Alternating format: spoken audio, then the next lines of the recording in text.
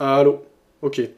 Bonjour à tous et bienvenue pour le live de ce mardi 13 mai 2014 sur videobourse.fr. Comme vous voyez, je commence tard. J'ai bossé cet après-midi pour publier notamment le challenge des analystes avec plusieurs analystes connus. Donc Vincent Gann de DailyFX, Nicolas Christopher Dembig de Saxo Bank. Qu'est-ce qu'il y avait d'autre Benoît Fernandez-Riou et André Malpel. C'était présenté par Olivier Noël de Forex.fr. André Malpel, lui, est l'organisateur donc, des différents salons d'analyse technique. Le Friday Forex qui arrive, là, sera début juin. Vous avez l'affiche dans le menu de gauche dans les événements à venir. Et donc, bah voilà.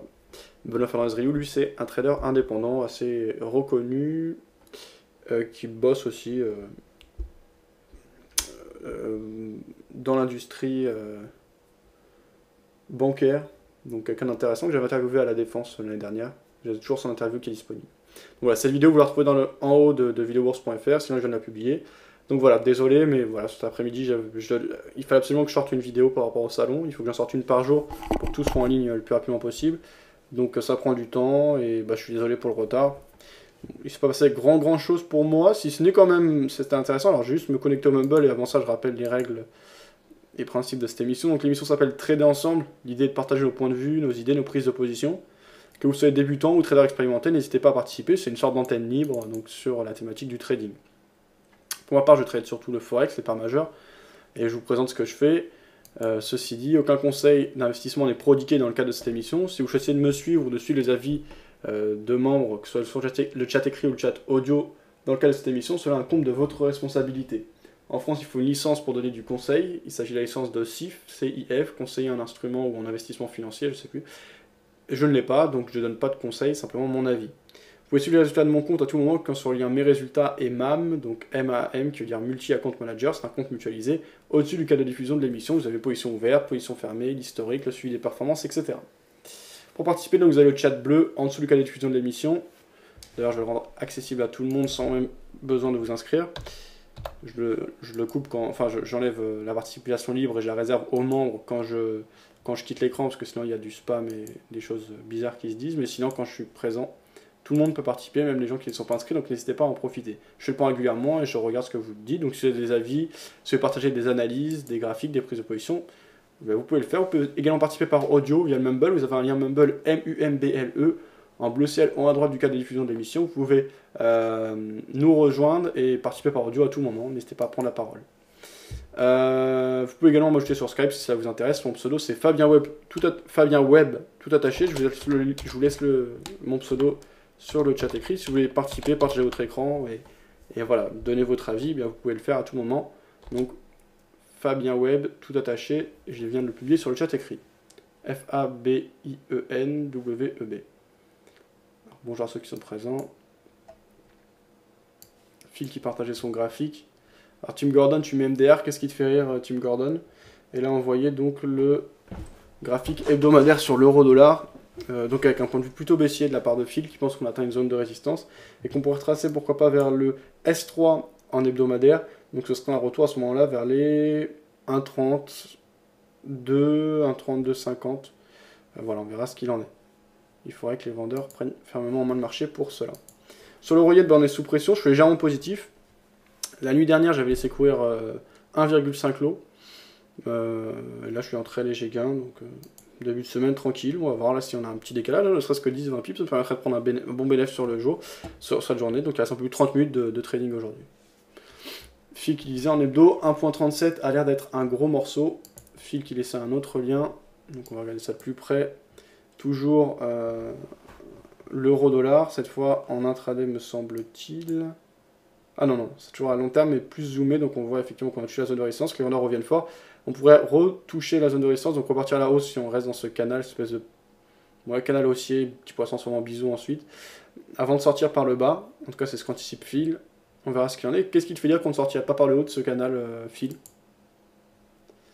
Pour ma part, pour l'instant, toujours vendeur et je laisse courir. Sur l'euro-dollar, on a une petite pression, le dollar yen est bien monté, donc voilà. Bonjour RW Terminal qui nous a rejoint. En dessous, vente. Au-dessus, voilà, ok, donc 1.37. Seuil clé. Hein. En dessous, vendeur. Au-dessus, acheteur pour Phil. D'accord. Les nouvelles, donc on en a eu plusieurs ce jour, je fais un point. Donc on a eu ce matin l'indice ZOO relatif à l'économie allemande, donc le sentiment économique qui est tombé bien moins bon qu'attendu. À 14h30, on a eu les ventes au détail, oui, aux États-Unis, qui sont tombées moins bonnes qu'attendu. Donc il n'y a plus de nouvelles majeures à attendre cet après-midi. Demain, est-ce qu'on aura des nouvelles importantes par rapport à l'économie américaine?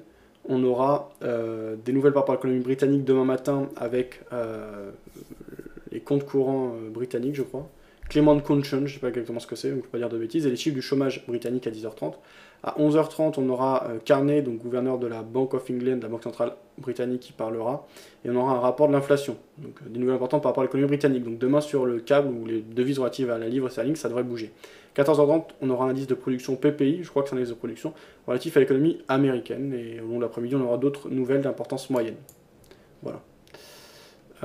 Ça on avait vu. Phil, que penses-tu du CAC, demandait Réziel. J'ai eu une vente sur le CAC sur mon compte personnel FXM, une petite vente. Pour l'instant elle est négative. 4500 résistance, disait Phil. Tim Gordon qui disait ouais Phil, comment tu lui. Alors Tim Gordon qui dit n'importe quoi, tu vas te faire virer direct. Voilà. Au-dessus achat, en dessous vente. C'est donc des 4500. Seuil important pour le CAC. Sur le euro-dollar, il parlait d'un pour 37 sur le CAC 40, 4500. Donc Rézel qui disait, c'est pas en train de devenir un support, mets ton nez dedans, tire.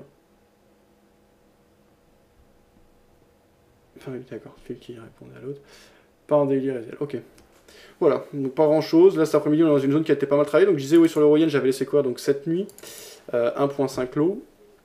On voit que les acheteurs sont quand même bien revenus. Donc si on prend les plus hauts et les plus bas du gros mouvement de baisse de la semaine dernière sur l'euro-yen, ici je suis en graphique 5 minutes, on a retracé jusqu'à 38.2, on avait un peu dépassé, puis les vendeurs sont revenus assez agressivement. C'est un peu ce que je vous disais hier. Je disais, ça ne me dérange pas de toute façon de laisser courir, puisque la force dominante est quand même clairement vendeuse, et là on a une phase de correction qui est quand même larvée et assez laborieuse, c'est-à-dire les acheteurs ne prennent pas en main direct le marché, ils reviennent mais petit à petit. Par contre si les vendeurs reviennent, ils peuvent revenir fort parce que la force dominante est vendeuse. Et bien c'est bien ce qu'on a eu ce jour. Alors maintenant la prochaine étape ce serait de casser les précédents plus bas pour que le mouvement se poursuive. Alors si ce soir j'ai l'occasion de prendre un petit bénéfice et de tout clôturer, je le ferai. Par contre si je dois par exemple laisser courir un lot et prendre le bénéfice sur les deux positions prises au plus haut, bah, tant mieux. Enfin, tant mieux, pas tant mieux, mais ça me dérange pas. La dominante est toujours vendeuse, donc ça me dérange pas de laisser courir des positions à la vente dans ce contexte. À condition de pas trop s'exposer, puisque quand on passe d'une optique intraday, on peut s'exposer beaucoup, quand je suis toujours derrière l'écran, l'optique swing où je suis pas derrière l'écran toujours, donc je peux pas m'exposer autant. Voilà, il faut simplement réduire l'exposition, mais garder une prise de position dans ce contexte me dérange pas. Voilà, donc on va voir ce que ça donne. Moi j'ai courir ma position à la vente.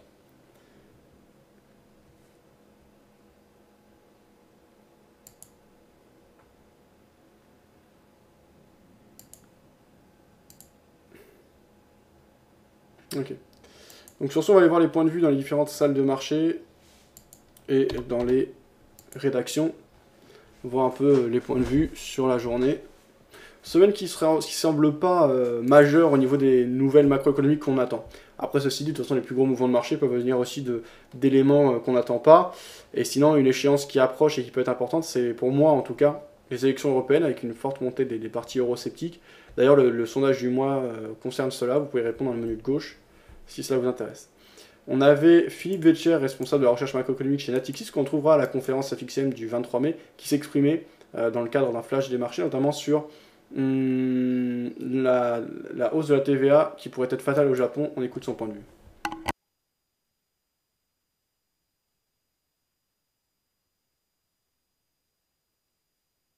Bonjour. La hausse de la TVA au Japon au 1er avril a-t-elle déjà eu un impact conjoncturel fort?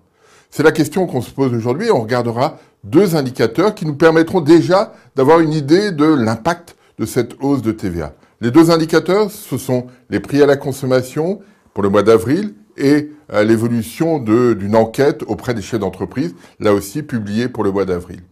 Premier point sur l'évolution des prix à la consommation. On se doute bien qu'une hausse de la TVA de 5 à 8% au 1er avril a pu avoir un impact sur l'évolution des prix. Alors on ne dispose pas encore du chiffre pour l'ensemble de l'économie japonaise, mais on dispose de celui de Tokyo. Et on le voit ici sur ce graphique. on a une inflation au mois d'avril qui est à 2,8%, et la partie rouge de la courbe est le passage de mars à avril, où on voit un mouvement d'accélération significatif. Alors pourquoi c'est important? Eh bien parce que depuis la mise en place des Abenomics, cette politique économique prônée par Shinzo Abe, eh bien le salarié a le sentiment au Japon de s'être un peu fait avoir. C'est-à-dire qu'il a observé une accélération de l'inflation, indépendamment de celle du mois d'avril, mais depuis plusieurs mois, on a une accélération de l'inflation au Japon, mais son salaire n'a pas suivi. Et on le voit ici sur un graphique très simple, qui est l'évolution de son salaire nominal et l'évolution de son pouvoir d'achat. Et on voit que son pouvoir d'achat a eu tendance à ralentir très significativement ces derniers mois. Et donc c'est un facteur de frein, et l'accélération de l'inflation liée à la hausse de la TVA va probablement encore davantage pénaliser le pouvoir d'achat des salariés japonais, et donc pénaliser leurs dépenses de consommation. Donc on a un premier signal plutôt négatif du côté du consommateur japonais. Le deuxième point, c'est d'observer ce qui s'est passé, quelle est la perception des entreprises sur cet environnement. Alors, on a une enquête dite PMI sur le secteur manufacturier japonais. On a eu le chiffre du mois d'avril. Alors, voilà, regardez l'enquête. On avait eu une période d'accélération très simple. Je vous rappelle la lecture de cette enquête. Au-dessus de 50, la situation s'améliore. En dessous de 50, elle se détériore. Donc on avait eu, avec les Abenomics, avec la relance qui avait été mise en place par le gouvernement, un rebond très significatif de l'activité manufacturière. On le voit aussi sur la production effective de l'économie japonaise. Et puis on constate sur le mois d'avril, et là aussi je l'ai mis en rouge, une chute très significative de cet indicateur, avec un passage en dessous du seuil de 50. Ça veut dire que au mois d'avril, l'activité dans le secteur manufacturier a eu tendance à se contracter. Et si on regarde dans le détail, le facteur d'inflexion, le facteur d'inversion, ce sont les commandes adressées aux entreprises. Et donc, on a un mouvement qui est intéressant, c'est-à-dire que on a cette hausse de TVA, les ménages ont probablement été très prudents dans leurs dépenses, et les entreprises ont immédiatement perçu un changement dans la dynamique de leur activité, dans la dynamique de leurs commandes, et de ce fait-là, on peut s'attendre à ce que le deuxième trimestre au Japon soit un trimestre extrêmement médiocre en termes de croissance. On a déjà un point de départ qui, a priori, est extrêmement faible. Donc on va probablement avoir sur le deuxième trimestre de l'économie japonaise une activité probablement proche de zéro, voire en contraction, compte tenu de ce changement d'environnement pour le consommateur, pour le salarié japonais. Je vous remercie. Voilà donc le point sur la situation au Japon. Toujours vendeur sur mon euro-yen, ça bouge un peu. Positif, donc tant mieux pourvu que ça dure. FIC nous partage un article, flagrant délit de privatisation des gains, socialisation des pertes, quand il y aura une perte posée comme question fil, à votre avis? Je sais pas, justement, c'est pour ça que je te dis que pour moi c'est quand même important les élections européennes, et qu'on voit un peu partout que les partis eurosceptiques prennent de plus en plus d'importance, parce que je pense qu'aussi les gens en ont marre de ça. Par exemple, ce qui s'est passé avec l'affaire de la Société Générale, ou en 2 minutes avec les subprimes, on a l'impression que quand ça va trop mal, on t'invoque le fait que il faut qu'on aide, que l'État, donc nous, contribuables, aidons les grosses banques pour que tout parte pas en vrille. Par contre, quand ça se passe bien, c'est eux qui font de l'argent. Et là, a priori, avec l'article que tu nous partages, voilà, c'est encore un cas de figure par rapport à cela. Je vous lis l'article, en tout cas le titre. Où sont passés les 1000 milliards prêtés par la BCE aux banques? Bruxelles s'apprête à demander aux banques européennes ce qu'elles ont fait des 1000 milliards d'euros prêtés récemment par la BCE. L'heure des comptes a enfin sonné. L'heure des comptes a enfin sonné, la Commission européenne s'apprête à demander aux banques ce qu'elle a fait des 1000 milliards d'euros libérés par la BCE en décembre et février, à l'occasion des 2 opérations de refinancement à 3 ans. Ces derniers, qui avaient pour but de relancer l'économie et d'inciter les banques à continuer à financer les États en achetant de la dette, n'ont visiblement pas eu l'effet escompté. Donc voilà. Donc on va voir, mais...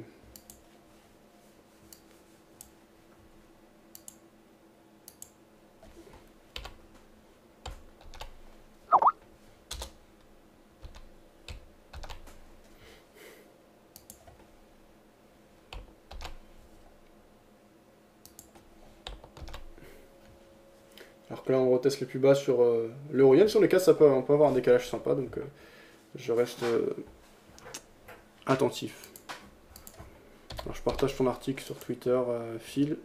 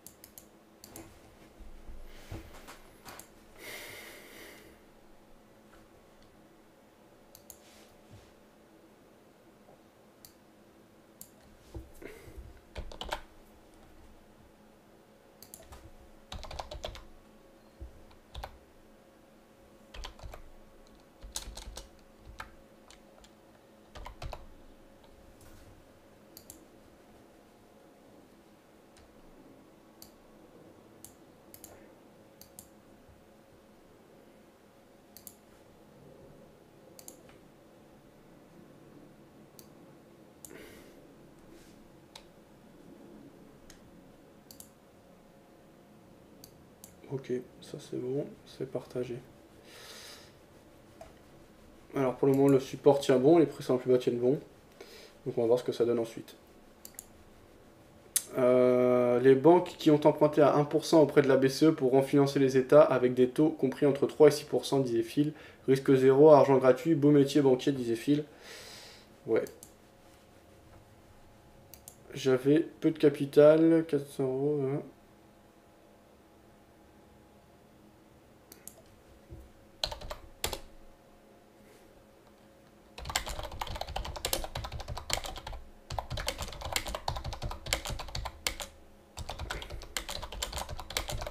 Donc là j'avais un gars sur Twitter, sur Skype qui me disait que bah, là il avait niqué son mois de mai d'ores et déjà. Donc je lui demande pourquoi, il m'a dit j'avais peu de capital, 400 euros et un gros levier, j'ai perdu 80%, j'ai eu trop peur et j'ai pas gardé les positions, classique mais frustrant, me disait-il. Donc je dis je comprends, effectivement il me dit c'est dur ce trading, je dis c'est vrai que c'est dur quand on est sous-capitalisé, comme je l'ai été pendant des années en fait. Bon, là maintenant j'ai une autre approche, c'est vrai que j'ai pu avoir du capital en tradant pour d'autres personnes, et puis même au fur et à mesure de bosser, maintenant si je devais me mettre à mon compte sérieusement, je pourrais le faire comme avec plusieurs dizaines de milliers d'euros. C'est peut-être pas suffisant pour avoir un gros salaire, mais ça peut permettre de gérer plus sérieusement. Après quand on a quelques centaines d'euros ou juste quelques milliers, on est vite tenté de faire n'importe quoi, et ça peut finalement faire des bêtises, perdre de l'argent à répétition, donc faire stagner. Donc c'est vrai que ça c'est important d'avoir un capital au départ, et c'est pas évident. Voilà. Alors on va continuer à prendre de l'info, à voir ce qui se disait à droite à gauche.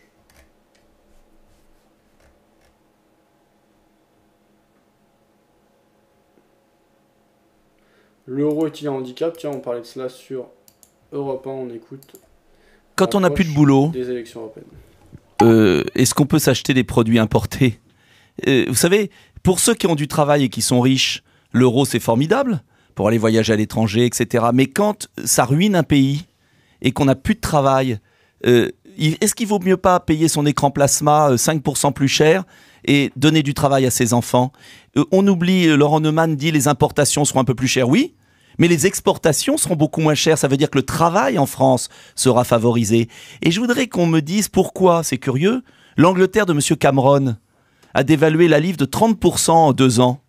Pourquoi il l'a fait? Parce qu'aujourd'hui, il a 3% de croissance, il y a 7% de chômage au lieu de 10 à 12 chez nous. Pourquoi j'ai amené ici, pourquoi tous les pays, je vais vous dire depuis août 2012, un chiffre précis, le dollar américain a baissé de 8%, la couronne norvégienne 14%, le dollar canadien 23%, le rouble russe 23%, la roupie indienne 26%, le dollar australien 31%, etc. etc. Et le nous, yen on est 47%. bloqué par la Banque Centrale Européenne. Ça veut dire quoi? Mais ça veut dire quoi? Ça veut dire que nos entreprises sont en train de perdre tous les marchés. Eux, qu'est-ce qu'ils font? Ils font la guerre économique et ils défendent leurs emplois. Et nous, on est les dindons de la farce et nous sommes en train de perdre tous nos emplois les uns après les autres. C'est ça qu'on veut? Laurent Neumann, c'est aussi simple pour vous l'analyse? Je vais essayer de répondre parce qu'il y avait plusieurs... C'est ça la compétitivité. Il y avait plusieurs arguments. D'abord, l'argument sur les exportations. Nicolas Dupont-Aignan, vous savez très bien que l'essentiel de nos exportations se font entre autres avec les pays européens. Or, vous savez aussi que la balance commerciale en Europe, elle est largement excédentaire, alors que la nôtre, française Justement. est largement déficitaire. Donc la monnaie unique ne peut pas être le seul argument pour expliquer ce déficit de la balance commerciale, puisque d'autres, avec la même monnaie, y parviennent très bien. Premier point. Allez-y, c'est Deuxième un débat, point. Je peux répondre sur ce point. Ouais. Autant, Non, très bien, tout de suite. allons-y. Oui. Justement, si on change de système, qu'est-ce qui se passera?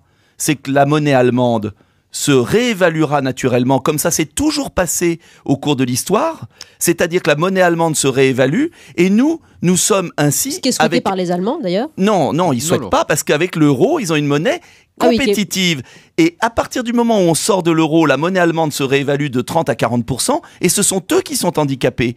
Et à partir de ce moment-là, nos exportations repartent vers l'Allemagne, eux diminuent leurs importations, et le système se rééquilibre. C'est un peu compliqué, mais c'est ce qui s'est passé pendant 40 ans. On a fait la paix avec l'Allemagne, on a construit l'Europe, et c'était une belle chose, on a fait Airbus.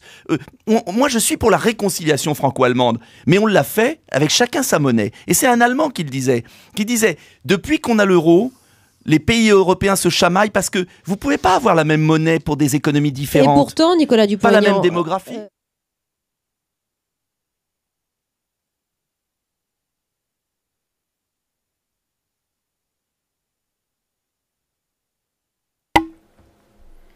Donc ça, c'était le point réalisé par Europe 1, dont l'invité était donc Nicolas Dupont-Aignan.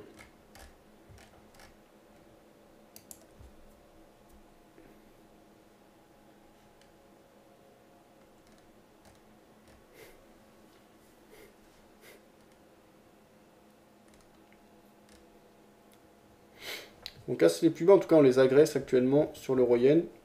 Tant mieux.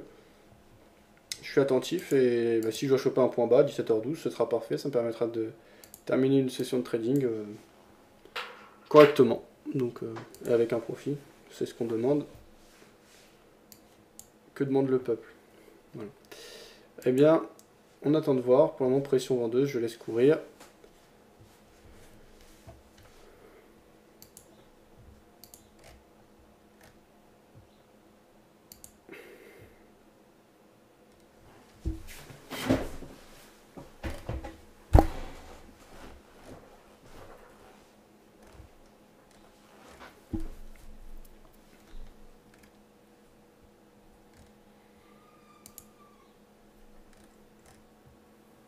Jacques Sapir face à Cyril Collet. Que peut-on dire des flux sur le marché? Ça va être intéressant, on va écouter ce point de vue et ce débat.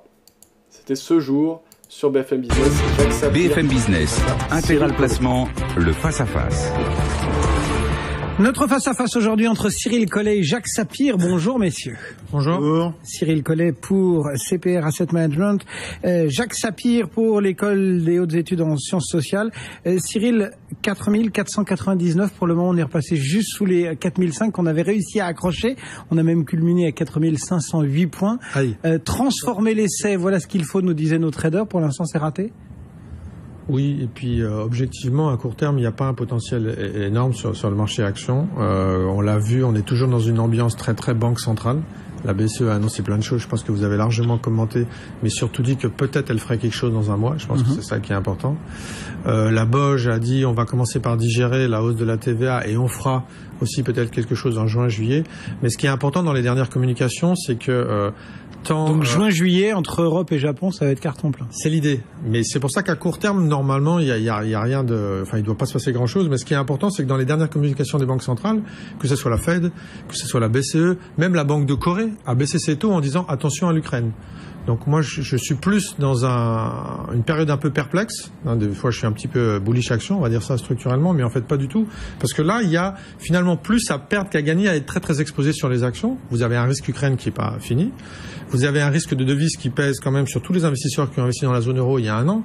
Aujourd'hui, si on considère qu'à 2 mois, le marché action européen peut progresser de 2 à 3%, vous avez un risque de devise qui peut être à 5 à 10% négatif. Donc c'est vrai que les couvertures coûtent pas cher puisque les taux bas sont bas, enfin les taux courts, pardon, sont bas quasiment partout aujourd'hui. Donc une couverture de devise coûte pas très cher.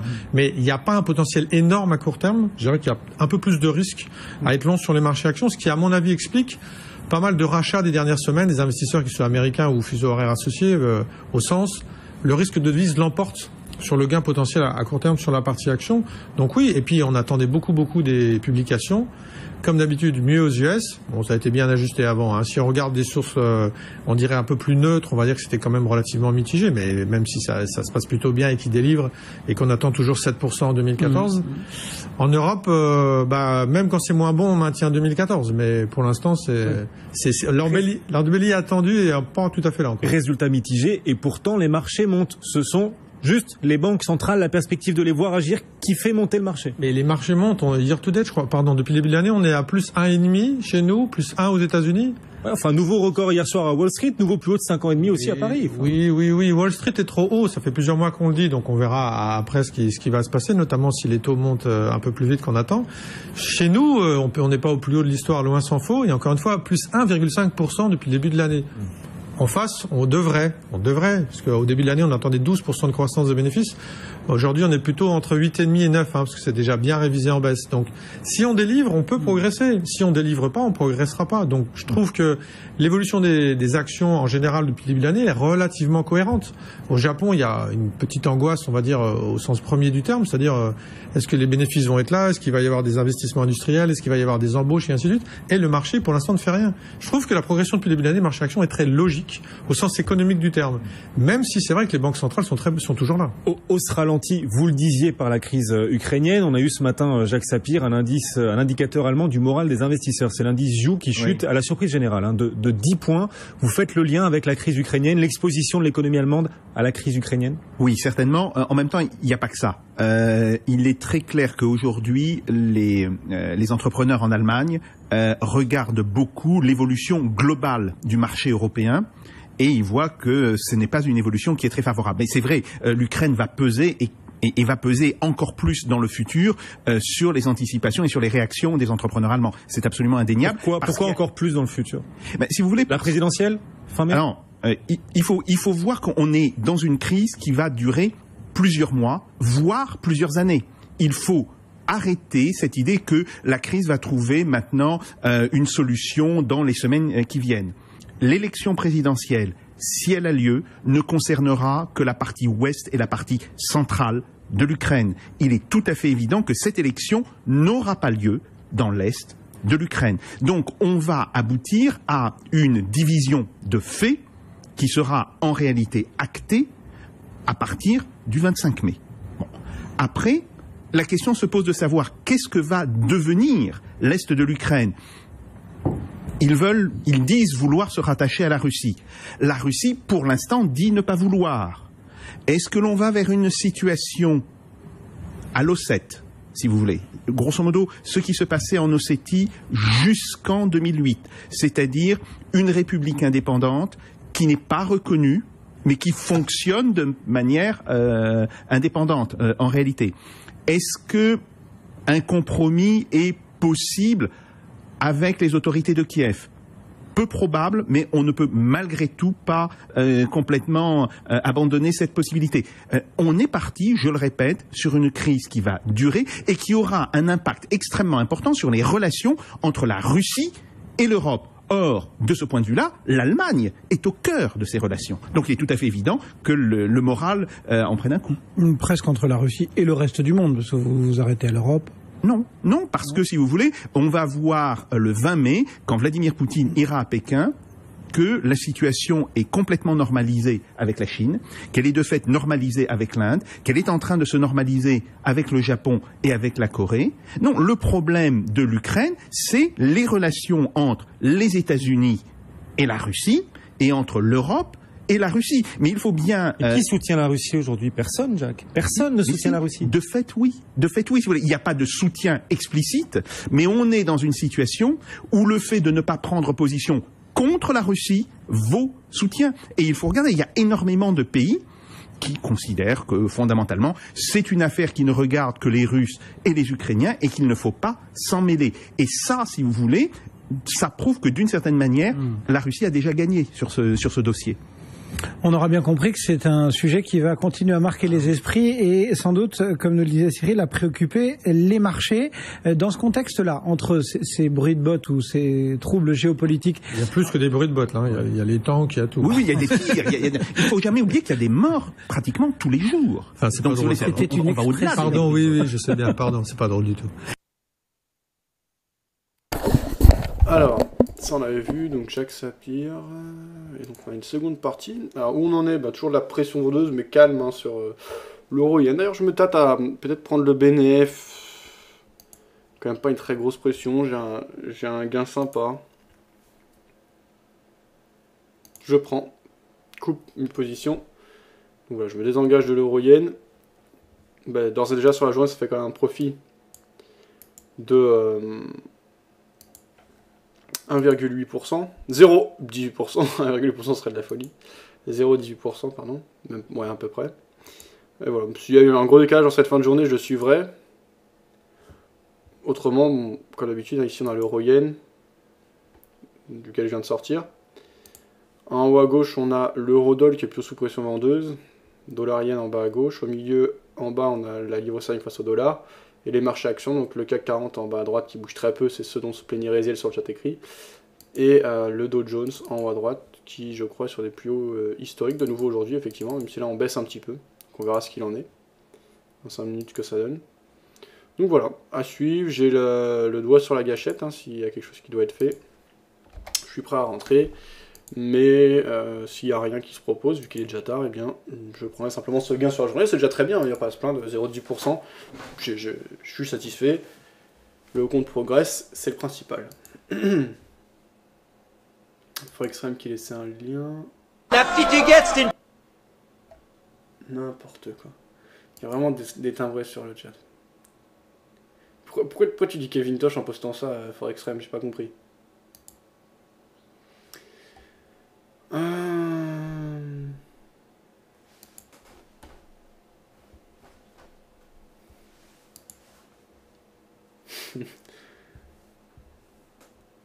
Alors quand et si vous gagnez un jour, vous voudrez payer 75% sur les plus-values des EFIL. Effectivement, au niveau des impôts, mais bon, est-ce que ça va continuer, est-ce que ça va changer, chacun son point de vue après. Il n'y a rien du tout sur le CAC 40, ouais, donc ça c'est ce que disait Réziel. Vous voyez bien que c'est galère de gagner en trading, disait Phil.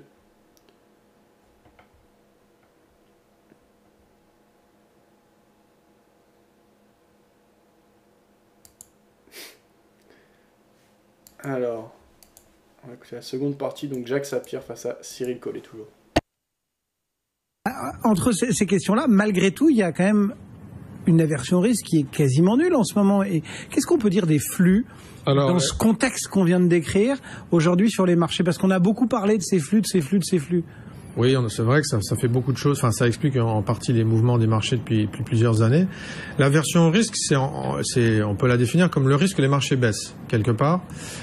Si on dit que les banques centrales sont très présentes, le risque il est finalement assez faible. C'est-à-dire qu'aux États-Unis, ils sont en train de sortir, mais dans une situation économique qui est quand même bien meilleure, même si d'aucuns pensent qu'elle est un peu plus fragile qu'on l'a décrit, notamment sur la partie emploi et sur la partie immobilier. Dans la zone euro-Europe, la BCE est de plus en plus présente. On peut leur reprocher plein de choses, mais quand même elle est de plus en plus là. Et au Japon également. Donc si vous pensez que votre marché peut pas baisser, dans le sens s'il commence à baisser, il y a intervention de la Banque centrale, l'aversion au risque normalement elle est faible. Donc les flux aujourd'hui ils se cherchent un peu. Ils ont arrêté de sortir des émergents. Ça fait un mois qu'il n'y a quasiment pas eu de sortie. Ça sort un peu de la dette émergente, mais je pense qu'il y a encore des histoires de devises sous-jacentes. Sur les émergents, ça bouge plus. Il ressort des États-Unis et il continue à rentrer un petit peu en Europe. Il y a quasiment plus rien sur le Japon. Mais je pense que l'événement, entre le fait marquant des 4 dernières semaines, c'est plus une sortie des marchés actions qu'autre chose. C'est-à-dire que ça sort des États-Unis, ça rentre pas forcément ailleurs. Je pense qu'il y a pas mal de fonds de pension américains qui font plutôt du cash pour acheter des obligues américaines en fin d'année avec la hausse des taux. On est plus sur une petite désensibilisation parce qu'il faut pas oublier que ce qui drive principalement les flux des fonds de pension, c'est le gap entre ce qu'ils doivent aux passifs et ce qu'ils ont à l'actif. Or aujourd'hui, ils étaient revenus à des niveaux de déficit qui étaient entre guillemets gérables, 25 à 30% de déficit. Donc pour tout ce qui est defined benefit, je me suis engagé à vous payer tant en fonction du nombre d'années où vous avez travaillé chez moi. On est repassé à 38%. Donc, entre guillemets, les performances des 6 derniers mois ont remis un petit peu la pression sur les fonds de pension. Et quand ils ont la pression, ils ont des obligations très long terme. Donc, comme le nom l'indique, ils sortent des actions et ils rentrent sur les marchés obligataires. D'autant plus qu'ils s'ils voient ça avec la lorgnette marché américain, potentiel de hausse, il n'est pas complètement dingue sur le marché américain à 12-24 mois. Donc, je pense que il y a eu pas mal de flux de réallocation sur des prises de risque. Une espèce de stabilisation. Voilà, depuis 12-24 mois. Aujourd'hui, on est plus en stabilisation. Et oui, ça continue à rentrer sur la partie européenne. 40 milliards d'investis cette année, donc c'est plutôt très bien, mais c'est je dirais un rattrapage de ce qu'on a pu voir en sortie 2011-2012. Et en général, plutôt une sortie des actions. Et vous, vos choix, là, chez CPR? Quel marché vous privilégiez aujourd'hui? Est-ce que vous vous dites qu'il faut encore miser le maximum sur l'Europe ou au contraire on lève le pied? C'est ce que nous disait hier la directrice générale de la Française AM, Pascal Auclair. Elle nous disait, nous à la Française, on lève le pied sur l'Europe et on va sans doute à nouveau privilégier Wall Street pour les prochains mois. On reste plutôt très surpondéré sur la zone euro-Europe et juste derrière les États-Unis pour notre partie allocation d'actifs. La petite nouveauté des dernières semaines, c'est que on le fait pour plusieurs clients dédiés, c'est qu'on commence à remonter une pause sur les pays émergents. On est au plus bas de 2 ans et demi. J'ai dit plusieurs fois que la baisse des devises et des choses qui commencent à se stabiliser, c'est quand même plutôt bien. C'est vrai qu'il y a pas mal d'élections à venir dans cette zone-là et que ça peut perturber un peu les choses. Mais je pense que l'idée, c'est quand même de rester long euro-Europe. Le potentiel action entre guillemets pure, c'est-à-dire au sens croissance des bénéfices, il est toujours dans la zone européenne aujourd'hui. On attend, j'ai déjà dit, mais 7% aux États-Unis, plutôt 9-10 encore chez nous, pour des niveaux de valorisation qui sont plus faibles. Donc normalement, l'actif risqué qui doit payer, c'est celui-là. Encore une fois, avec un risque de vis qui est en train de se poser sur le crédit et ainsi de suite. Mais donc on maintient l'Europe et on commence à renforcer la zone émergente. Jacques Sapir, zone émergente dans laquelle, et Cyril le disait, il y a pas mal d'élections, alors qui peuvent encore changer la donne, mais on a déjà des sondages de sortie des urnes en Inde, l'Inde, la première démocratie du monde, qui vient de vivre plusieurs semaines de législatives, d'un processus législatif extrêmement long. 850 millions de personnes qui votent. Oui. Oui, alors ce qui est marrant, c'est que 850 millions de personnes qui votent et moins de parlementaires qu'en France. Il y a 540 parlementaires en Inde, 577 en France. Oui, parce qu'il y a aussi beaucoup de parlements locaux. Et alors, il faut en conclure quoi? Attention, il y a beaucoup de parlements locaux. Chez nous aussi. Oui, l'Inde est un vrai pays fédéral, mais c'est vrai que ce sont des élections extrêmement importantes. Elles vont être marquées, je pense, par une poussée forte des nationalistes, du parti nationaliste. Qu'est-ce que ça veut dire? Ça veut dire que l'Inde va continuer à s'affirmer dans son bassin naturel qui va des côtes est de l'Afrique jusqu'à l'Indonésie.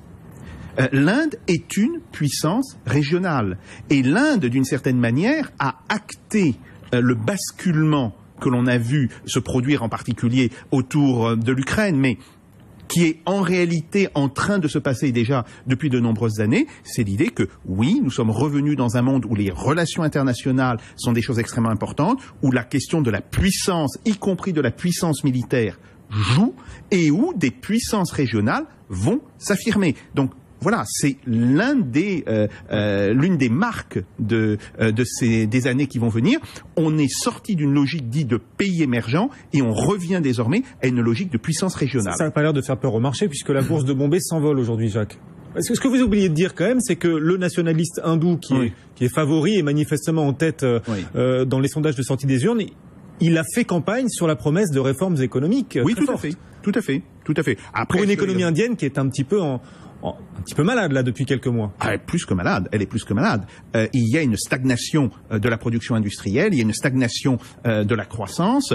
L'Inde, si vous voulez, a toujours progressé moins vite que la Chine, mais avait progressé de manière importante. Et quel est le problème que se pose l'Inde aujourd'hui? C'est de ne pas voir l'écart entre l'économie chinoise et son économie s'ouvrir de manière beaucoup trop rapide. Donc, ils vont prendre des mesures. Alors, est-ce que ces mesures seront appliquées? Il faut savoir aussi que le système politique indien est un système où il y a une énorme inertie, justement parce que on est dans un État fédéral. Il faut après que les mesures soient validées par des parlements régionaux. Bon, mais il est clair qu'ils vont aller dans cette direction. Mais je pense que le principal changement, c'est que l'on aura une politique beaucoup plus affirmée de l'État indien.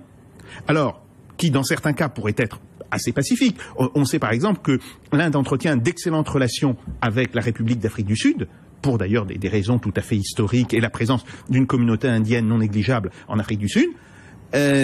ça pourrait avoir des conséquences peut-être plus délicates, que ce soit par rapport au Pakistan ou que ce soit par rapport à la frontière est de l'Inde. Donc, Ok, on va écouter la fin de cette chronique juste après. J'ai clôturé en position, il est 17h30, donc je ne prendrai plus de trades ce jour.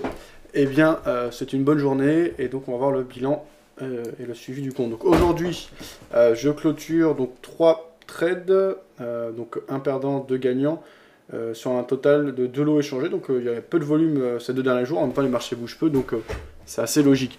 Pas forcément d'ailleurs, des fois je peux faire beaucoup de volume même avec des marchés qui bougent peu, mais là en tout cas ces derniers jours ça a été assez calme. Aujourd'hui je prends 68 points de profit, soit un gain de 178,46 € pour 0,18% de profit, donc quasiment 0,2%. Depuis l'ouverture du compte je suis stable avec plus de 0,14%, donc un très léger profit depuis l'ouverture du compte. On verra si le mois de mai continue à bien se passer, mais pour l'instant je passe à avoir les 3%, donc c'est une bonne chose, 3,02% de profit sur le mois de mai. Donc avec 47,30 points réalisés et 2962,26 € de profit sur mai, pourvu que ça dure. En tout cas c'est une bonne lancée, on va voir par la suite. Drawdown maximal depuis l'ouverture du compte est de 4,86%. Donc pour le moment c'est un bilan mitigé. Voilà, pas grand chose d'autre. 484 trades ont été pris depuis l'ouverture de ce compte mutualisé, avec 58% de trades gagnants pour 42% de trades perdants. 8,71 pips de profit moyen, avec 78,75 € de gain moyen, pour une perte moyenne de 13,75 pips et 109 € de perte moyenne. 597 lots ont été échangés depuis l'ouverture du compte, soit 4180 € générés en commission, donc, qui reviennent à mon courtier. Mes trades durent en moyenne 2h34 et j'ai un bracket de profit donc à l'équilibre pour un moment de 1. Voilà.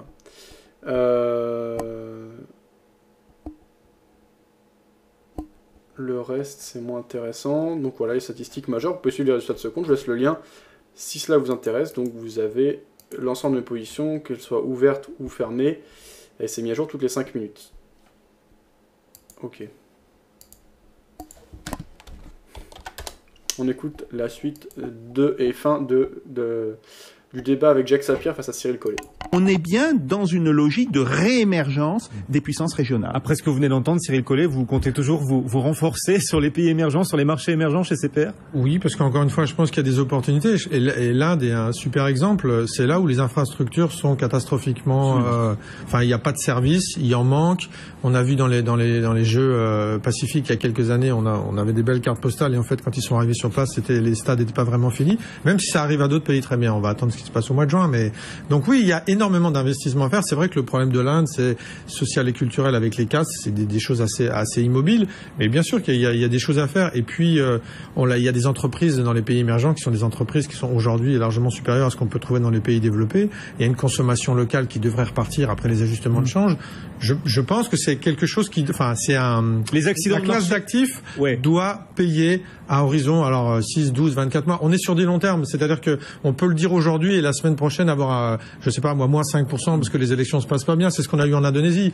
Celui qui doit être élu, il arrive, ça se passe super bien. Finalement, au municipal, il a pas ce qu'il devait avoir, ça perd 6%. Il y aura des mouvements, ça sera erratique. Mais on peut dire qu'aujourd'hui, s'il y a un potentiel finalement assez faible d'appréciation du marché américain et toujours relativement important en Europe et au Japon, le potentiel à moyen terme le plus important paraît quand même d'être dans les pays émergents. Avec une forte volatilité. Avec une forte volatilité liée à cette classe d'actifs, mais on sort quand même encore une fois, depuis mars 2011, on parle de 3 années de purgatoire. On parle des émergents sans évoquer le tapering. C'est un signe quand même. Ça veut dire que le tapering maintenant n'est plus un souci pour les émergents. Les liquidités qui devaient quitter les émergents ont déjà quitté et c'est un problème qui est derrière nous désormais. C'est une partie de la réponse, oui. De toute façon, les émergents, et comme tout un tas de pays développés, c'est le cas aussi du Japon, et la bourse japonaise est c'est la bourse développée la plus sensible au flux, mais ce sont des bourses qui sont sensibles au flux parce qu'elles sont assez peu profondes. Les capilles boursières des boîtes sont pas très importantes, et quand vous avez des gros flux, ça chamboule un peu tout ça. Ça restera toujours vrai, ça va pas changer en 3 mois. Mais encore une fois, on parle de potentiel d'appréciation à moyen terme. Et oui, je pense qu'il est vraiment important. Il faudra être très sélectif. C'est-à-dire que, comme vous l'avez dit avant, je pense que le message des 2 dernières années, c'est que la classe d'actifs émergente au sens large ne veut vraiment plus rien dire. Alors quel pays il faut privilégier? Alors quel pays à court terme, c'est vrai que l'Asie semble avoir le meilleur coup de risque pour parler un peu finance. C'est vrai que c'est en Asie où les choses ont l'air de se passer plutôt très très bien, mais le futur premier fournisseur des États-Unis s'appelle le Chili. Au Brésil, c'est vrai qu'il y a une situation politique qui est compliquée. C'est vrai qu'en termes d'infrastructure, et on l'a vu pour la Coupe du Monde, c'est pas simple, mais il y a aussi des choses à faire. Je pense que le vrai sujet aujourd'hui, c'est de réaborder les pays émergents comme d'abord une sélection de pays et après une sélection d'entreprises, si on note les 100 ou 150 entreprises émergentes qui de toute façon sont déjà implantées partout dans le monde. Donc c'est une vraie vue pays pour primer sur la classe d'actifs émergents qui est pour revenir finalement à ce que c'était il y a 5 ou 10 ans. Voilà, 2 regards complémentaires, l'œil... Ok. Donc voilà, moi je suis tranquille en dehors du marché, donc demain ce sera une nouvelle journée dans laquelle je serai libre d'investir à ma guise, selon le contexte du marché. On a vu qu'il y a quelques nouvelles à attendre tout au long de la journée de demain, notamment par rapport à l'économie britannique demain matin. L'après-midi, des nouvelles d'importance par rapport à l'économie américaine, même si c'est pas de la folie, c'est quand même des nouvelles qu'on suivra avec intérêt. Pas grand-chose d'autre à signaler. Donc je vais vous laisser, je vous souhaite une bonne soirée, de bons trades. Demain je vous retrouve, donc j'essaierai de venir plus tôt, c'est pas j'essaierai, c'est je serai là plus tôt. Aujourd'hui c'était exceptionnel que j'arrive aussi tard, il fallait absolument que je sorte cette vidéo, et là je bosse sur le montage d'une autre vidéo qu'il faut qu'elle sorte aussi ce soir ou demain maximum, demain matin. Donc j'étais un peu pris, mais demain après-midi, c'est certain qu'on aura une session de trading complète ensemble. Donc voilà. À 14h, donc les horaires habituels, c'est de 14h à 17h30 les sessions de trading. Et un lien qui était partagé par Phil sur le chat écrit. Le traité transatlantique, l'autre enjeu des européennes, même si son contenu n'a pas encore été révélé, le traité de libre-échange négocié entre l'Union européenne et les États-Unis provoque déjà de nombreuses polémiques. Le point sur l'un des grands enjeux des prochaines élections européennes, donc ça c'était Phil qui nous partageait cet article pour ceux que ça intéresse, c'est-à-dire sur BFM Business. Je vous rappelle que vous pouvez nous retrouver sur les différents réseaux sociaux, Facebook, Twitter, notre chaîne YouTube, vous avez tous les liens en haut à gauche au-dessus du logo de videobourse.fr. N'hésitez pas à consulter les différentes sections du site sur lequel je travaille quotidiennement. Je vous rappelle que videobourse.fr est un site entièrement gratuit pour ses utilisateurs qui vit de la publicité, des espaces publicitaires loués par les différentes entreprises qui sont intéressées, essentiellement des courtiers, puisque mon audience est ciblée autour du trading. Le forum est particulièrement actif avec près de 4600 membres, des dizaines de messages échangés chaque jour et des échanges de qualité. Donc si vous avez des questions, des projets, des idées, des analyses, n'hésitez pas à vous tourner vers le forum pour participer et partager. Si vous voulez un moyen plus direct, vous avez également le chat écrit. Phil qui disait dans un article paru dans les colonnes du journal Le Monde en novembre 2013, permettrait à toute multinationale de porter plainte par le biais d'une instance juridique privée contre un État européen au motif qu'une mesure réglementaire porterait à atteindre à ses profits, disait Phil. Traité transatlantique, un typhon qui menace les Européens. Engagé en 2008, donc ça c'est sur Le Monde diplomatique, on peut dire ça, les discussions sur l'accord de libre-échange entre le Canada et l'Union européenne ont abouti le 18 octobre. Un bon présage pour le gouvernement américain qui espère conclure un partenariat de ce type avec le vieux continent. Négocié en secret, ce projet ardemment soutenu par les multinationales leur permettrait d'attaquer en justice tout État qui ne se plierait pas aux normes du libéralisme. Donc effectivement, ça n'a pas fini de faire débat et en ce moment c'est pas trop la tournure politique que prennent les choses, puisque en ce moment il y a quand même l'euroscepticisme qui monte et de plus en plus de remise en question, donc c'est pour ça que je dis on verra, et on a quand même des enjeux électoraux qui vont être intéressants à suivre d'un point de vue économique, et après au-delà de ça, bien sûr la politique nous concerne tous.